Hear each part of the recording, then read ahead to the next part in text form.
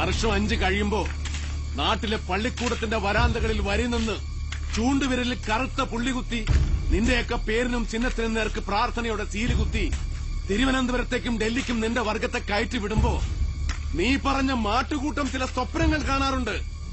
ആ സ്വപ്നത്തിനാണടാ നീയൊക്കെ currency നോട്ടിനും whisky കുപ്പിക്കും അന്തിക്കൂട്ടിന് കിട്ടുന്ന ചായം തേച്ച മാംസത്തിനും വിൽക്കുന്നത്.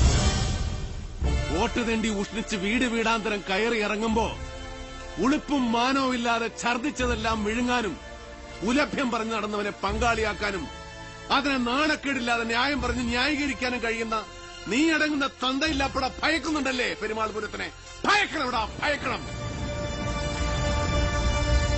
വെള്ളക്കാരൻ വെച്ചൊഴിഞ്ഞുപോയി എരിപ്പടങ്ങളിൽ മാറി മാറി കയറിയിരുന്ന് ദരിദ്ര കോടികളുടെ അണ്ണാക്കിലേക്ക് കഴുകാതെ തള്ളിക്കയറ്റുന്ന ജനാധിപത്യമെന്ന പേരുള്ള ഭരണത്തിന്റെ ചെങ്കോലുണ്ടല്ലോ, അത് വെട്ടിയെറിഞ്ഞ് പട്ടിക്കെറിഞ്ഞു കൊടുക്കാൻ ഇന്നാട്ടിലെ ജനങ്ങൾക്ക് കഴിയുന്ന ദിവസം വിദൂരമല്ല കുട്ടിക്കൃഷ്ണ. പെറ്റ തള്ള ചത്താൽ ആ ശവം കെട്ടിവലിച്ച് നാടിനീളെ വോട്ട് തണ്ടാൻ മടിക്കാത്ത നീ എന്താ കരുതിയേ?